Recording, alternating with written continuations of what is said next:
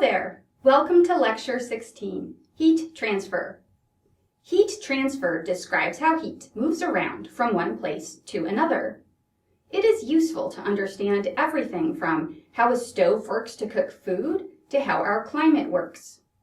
Understanding how heat moves around also enables us to create technology that can keep things hot or cold.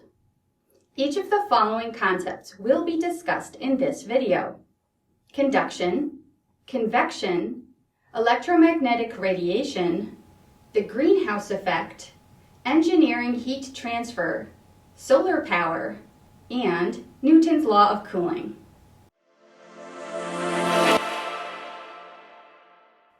There are three types of ways that heat can move around from one place to another: conduction, convection, and electromagnetic radiation. Conduction is heat transfer that occurs due to physical contact between objects. Conduction also explains how heat is able to transfer within an object. Temperature relates to the average energy of molecules. If molecules are able to easily bump into each other, causing collisions that transfer energy from one place to the next, then those types of substances will be good heat conductors. Good heat conductors tend to be solids, where molecules are in close physical proximity. In liquids and gases, where molecules are spread farther apart, it's harder for heat to conduct due to those atomic collisions. In fact, the solid objects that make the best heat conductors tend to be those that also make the best electrical conductors: metals. In metals, electrons are capable of moving around readily, which causes very efficient transfer of heat energy from one part of a metal to another. Let's look at an example of this. In this video, I've placed two pretty much identical ice cubes onto different black plates.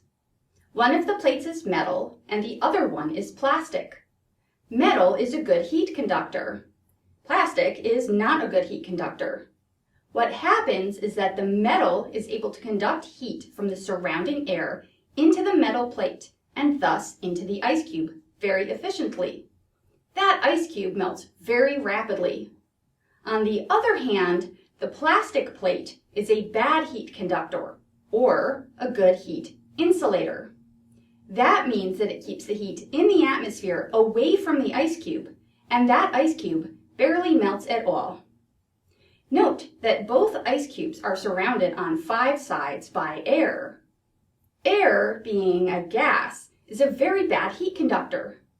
When the ice cube on the metal plate melts, it melts predominantly from the bottom, the side that is in contact with the good heat conductor. This demo also explains why metal objects tend to feel cold to the touch. When you touch something metal, that metal is able to conduct the heat away from your hand very readily. Similarly, objects made of bad heat conductors, things like plastic, wood, paper, cork, and other insulators, are not going to feel cold to the touch unless they themselves are cold. Even among metals, different metals have different amounts of heat conductivity. In this video, I have an apparatus with 4 different metals that connect to a central plate. I've placed candles into each of the metals and then lit a Bunsen burner under the central plate. As that central plate heats up, it conducts heat to each of the 4 metals. The metal that heats up the fastest, that has the highest heat conduction, will melt the candles quickest. First, you can see that the heat is going to travel outward. That is to say, the candles closest to the central plate melt first. Second, you can see that the best heat conductor melts the candles the fastest. The best conductor is copper, which contains all of the green candles. The next best heat conductor is aluminum, which contains all of the yellow candles.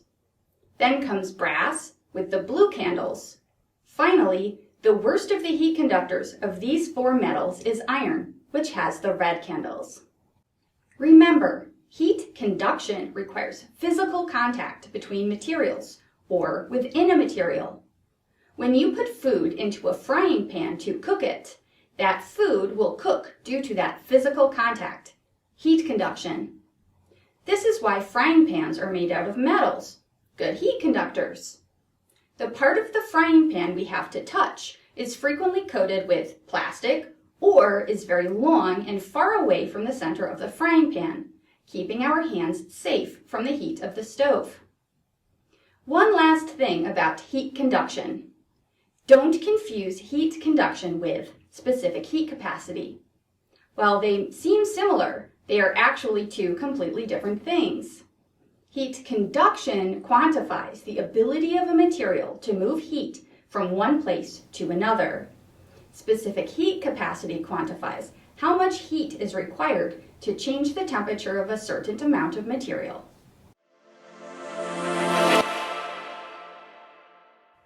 The next type of heat transfer is known as convection.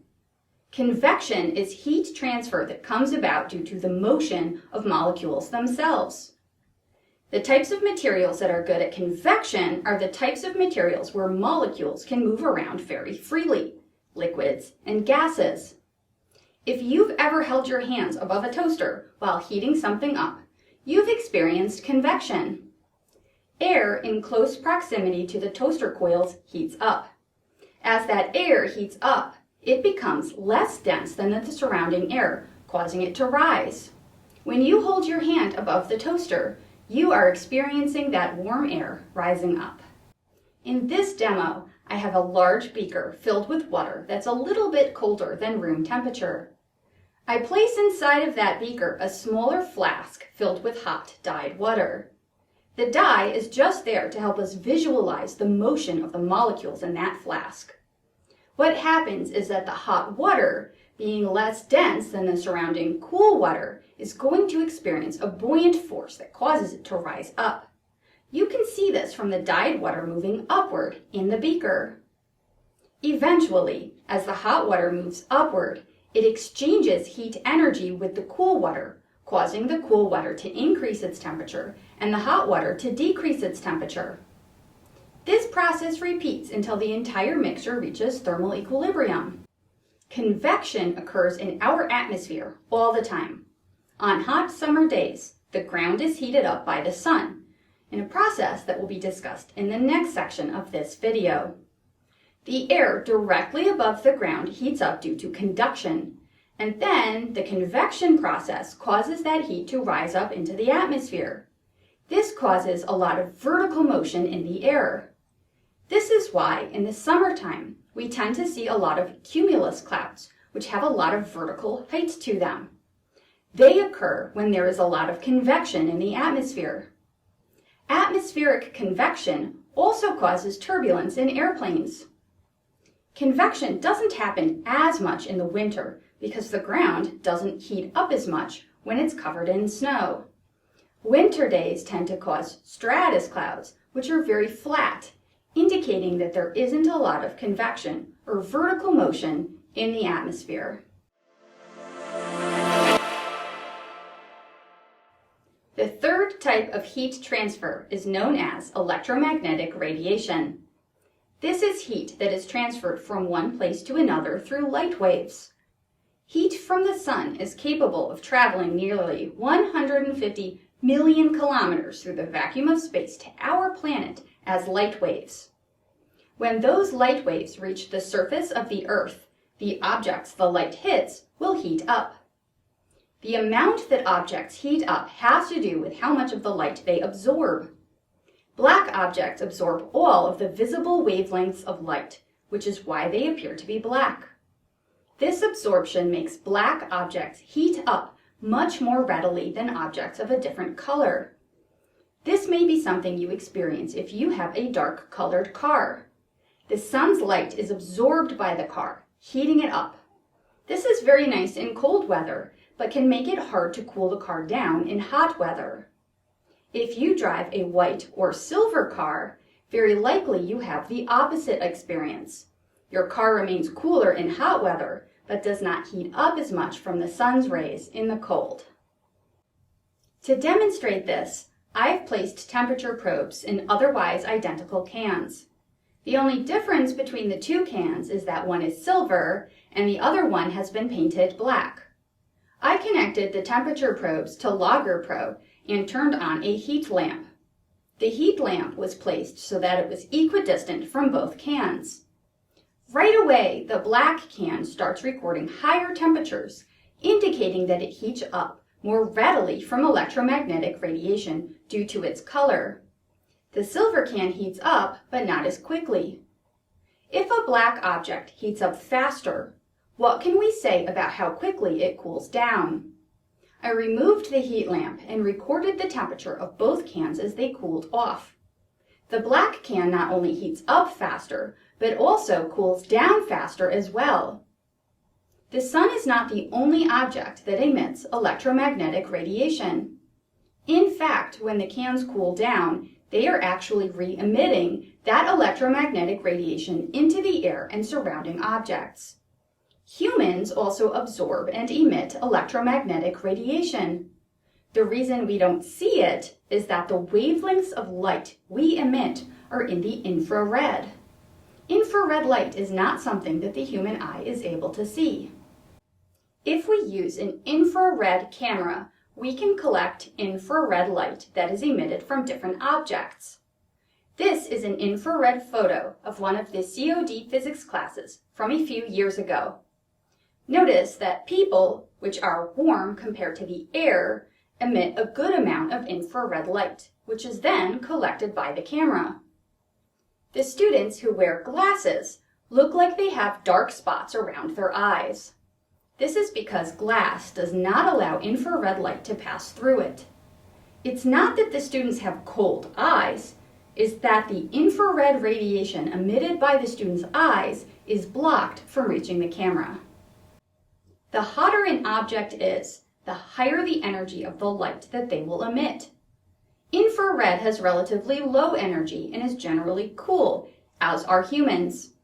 Things that are very hot, such as stars, are much hotter and emit higher energy light. Light with more energy than infrared is red light, orange light, all the way to blue light, and then ultraviolet. A blue star would therefore be much hotter than a red star. We'll revisit these topics when we talk about electromagnetic waves in Lecture 26. In general, if an object absorbs more energy than it emits, it will heat up. If an object emits more energy than it absorbs, it will cool down.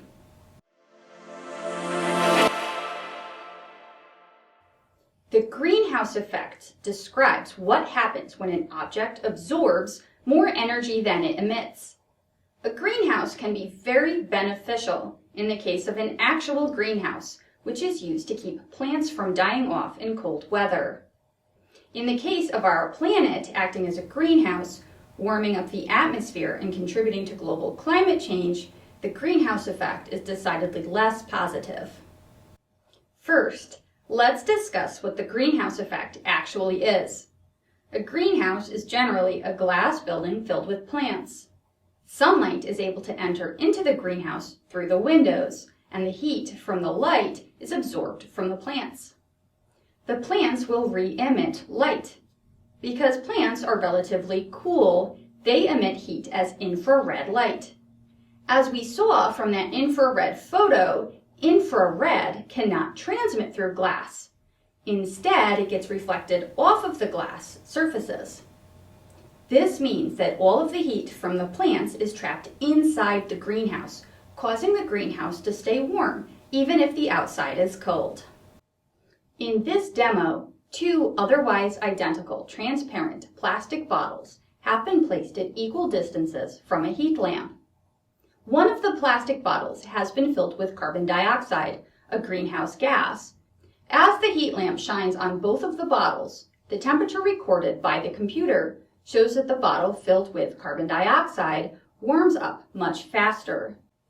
Globally, the greenhouse effect is an issue for our planet, as our atmosphere contains a lot of carbon dioxide and other greenhouse gases that have accumulated in large quantities due to human activities.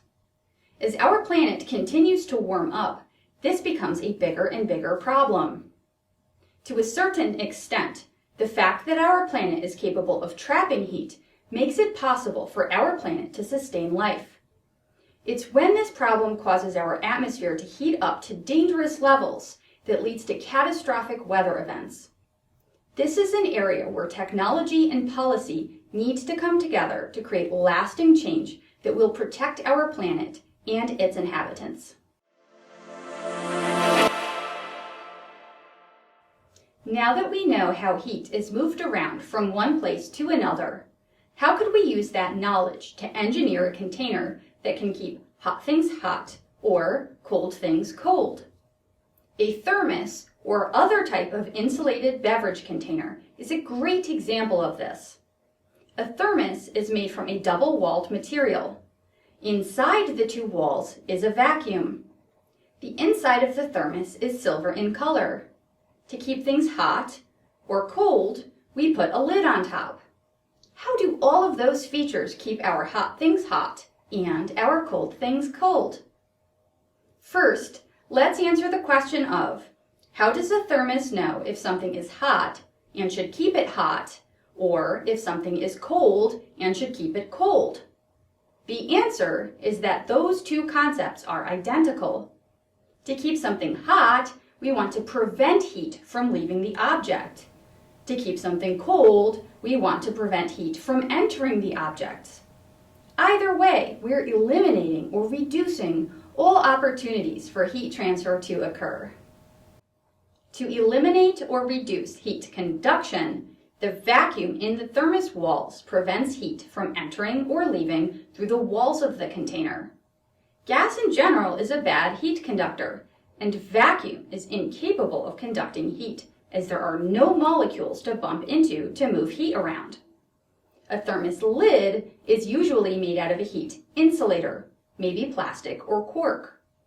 To eliminate or reduce convection, the vacuum between the thermos walls is also incapable of convecting.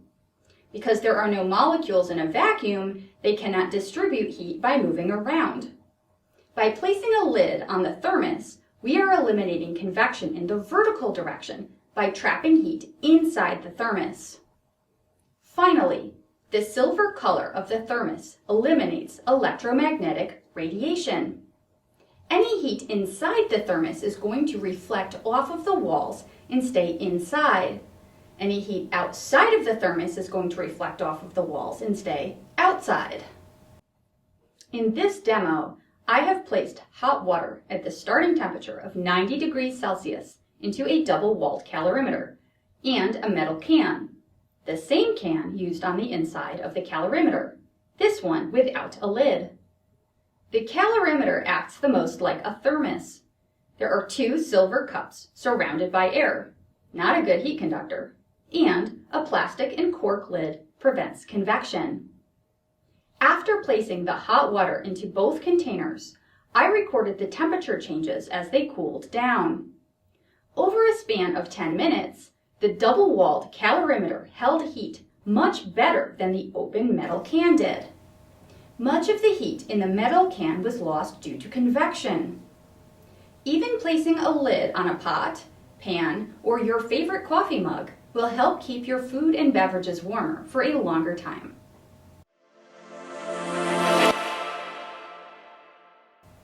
The Earth is constantly receiving energy from the sun. Solar power can be used to generate electricity for our homes using a photovoltaic panel known as a solar panel. In this demo, a solar panel is connected to an LED. When no light is shining onto the solar panel, there is no electricity generated and the LED remains off. Once I shine a flashlight onto the solar panel, electricity is generated and the LED turns on. This is a similar process to what happens when sunlight shines onto solar panels connected to your home or to the power grid. The rate at which we obtain that energy is known as power, solar power. In general, the sun transmits 1,400 joules of energy every second to every square meter of the Earth that it hits. In other words, we receive 1,400 watts per meter squared. This value is known as the solar constant. If we consume a certain amount of power, we can use that information to determine how large of a solar panel we would need to generate that amount of electricity. Our power needs must be equal to the power we receive from the sun. In other words, what we need is equal to what we get. The amount of power we need depends on how much we run our appliances. On average, a household in the United States consumes 1,250 watts of power in one day. So what we need is equal to 1,250 watts.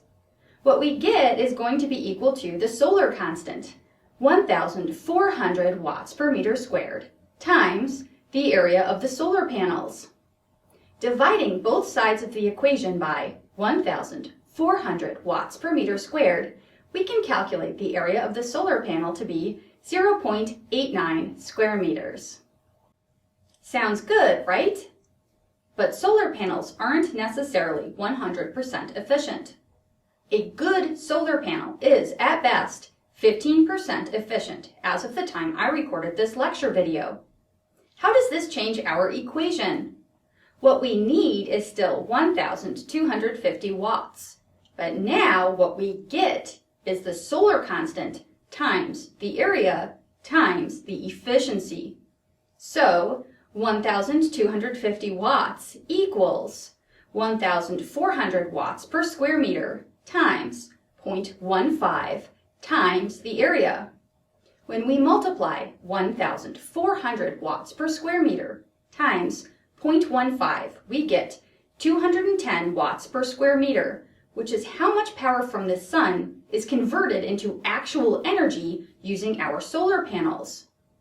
Divide both sides by 210, and we see that the area of our solar panels would need to be 5.95 square meters.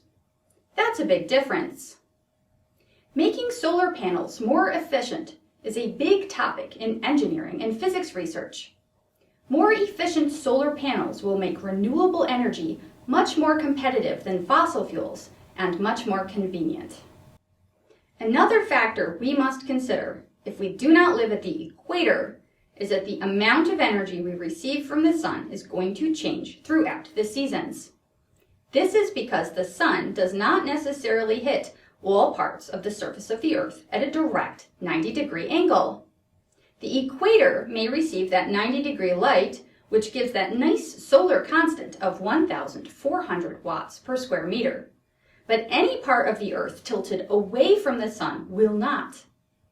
In the northern hemisphere, in summer, the Earth's axis is tilted toward the sun, providing us with more direct light. We therefore obtain more energy from the sun, and the northern hemisphere climate warms up, giving us hot summers. In the winter, the Earth's axis is tilted away from the sun, providing us with less direct light. We obtain less energy from the sun, and the northern hemisphere climate cools down, giving us cold winters.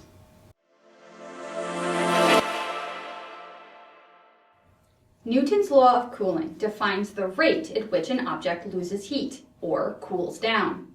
It states that the change in temperature over time, delta T, big T for temperature, divided by delta T, little t for time, is proportional to the temperature of an object minus the temperature of the surroundings. That means when there's a big temperature difference between an object and its surroundings, we will expect it to cool down quickly. But as it cools down, the temperature difference between the object and the surroundings decreases, causing the rate of cooling to decrease as well. This continues to decrease until the temperature of an object asymptotically reaches the temperature of the surroundings. This type of relationship is known as a differential equation and is described by a function known as an exponential function. We won't go into the details of the math of this function, but we will use the basics to understand and interpret a graph of the cooling of an object. I took water at an initial temperature of 94 degrees Celsius and recorded the temperature change over time as it cooled down. The temperature of the room was also recorded at a constant value of 22.5 degrees Celsius. The temperature recordings were measured for 10 minutes. After the experiment was completed, I was able to use LoggerPro to calculate the exponential function that represented the data. I'm using it here to extrapolate the data so that we could see what trend would occur if the experiment had been performed for an entire hour. At the very beginning of the experiment, the temperature of the water was 94 degrees and the temperature of the room was 22.5 degrees. The difference in temperature was 71.5 degrees Celsius. At that time, the rate of cooling is 2.9 degrees C per minute. That is, the slope of the line at this instant in time says that the water will cool off at this rate. Because the function isn't a straight line, that slope is constantly changing, but it is valid at this particular data point. At 7.2 minutes into the experiment, the water had cooled down to 76.1 degrees Celsius. Now the temperature difference is 53.6 degrees C, 3/4 of the initial value.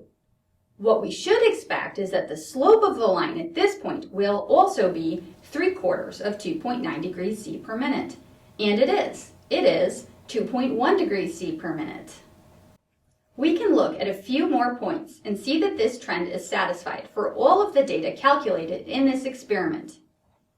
17.3 minutes in, we would expect the temperature of the water to be 58.3 degrees C, causing a difference in temperature to be 35.8 degrees C, 1/2 the original value.